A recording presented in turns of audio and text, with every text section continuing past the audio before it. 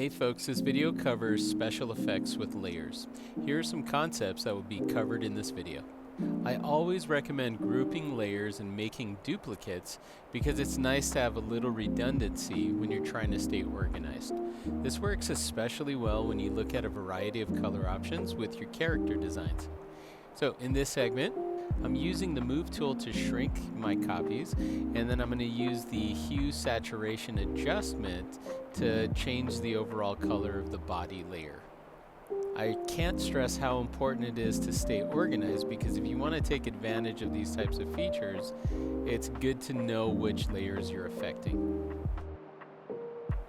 Photoshop has this really incredible feature called blend modes. Try to think of it as special effects with layers. Anyways, one effective way to do highlights and shadows is to use the screen and multiply blend modes respectively.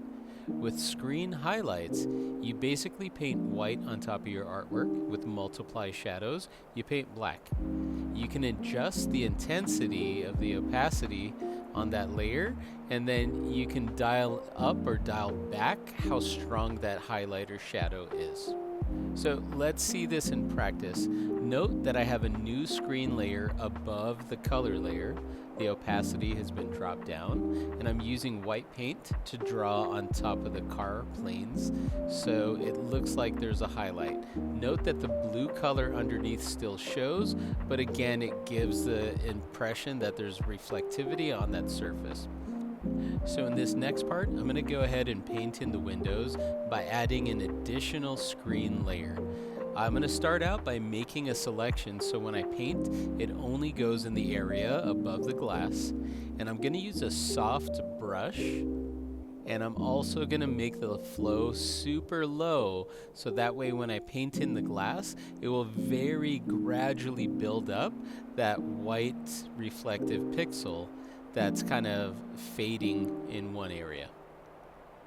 Now that the light areas have been done, I'm going to work on the shadows, and I'm going to paint this in the same manner. In this case, I'm going to use black on a multiply layer, and I'll also adjust the opacity to get the desired effect.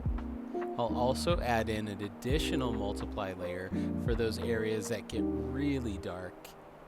Just like we did with the highlight layers, I'm going to finish off with the soft brush on a screen layer, again low paint, and I'm going to choose like a super light red and a super light yellow to get the glowing effect of the tail lights. Again, when you use a low flow, you draw repeatedly and it very slowly, gradually adds in more paint. And it's pretty stunning when you just go and turn off all the lights and turn them on and off. It's kind of cool, huh? All right, here's another one for you. In this segment, I want to talk about clipping masks. I'm just going to hide a few of the layers, and I'm going to focus on the main color of the car. After creating a new layer of artwork on top of that, I'm going to right-click, and then I'm going to clip downwards. You see what I just did? The original red artwork with all those stripes, it's still there despite how I'm changing it. And even though I'm moving things around, that color's still going to show up on the color layer.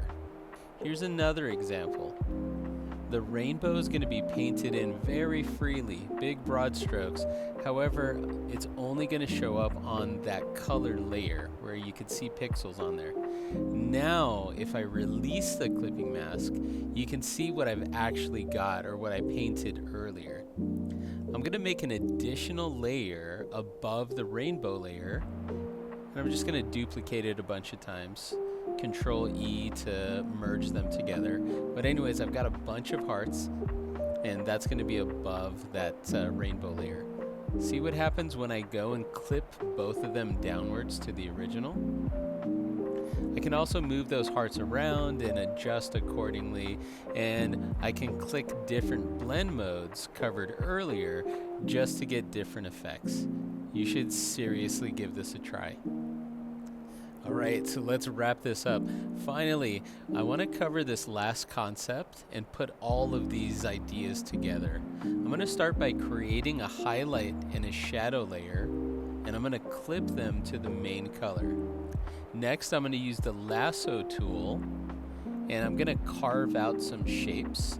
Doesn't necessarily have to be the planes of where the shadows are, but I'm gonna fill those shapes with black and white paint. Remember, black goes in the multiply layers, white goes in the screen layers. You definitely get some interesting effects.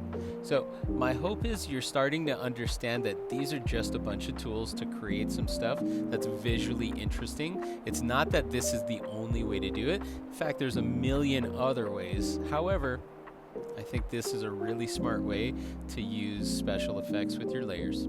Hey, make sure you adapt these ideas to fit your learning style, and do me a favor, go give this a try. Thanks for watching. Bye.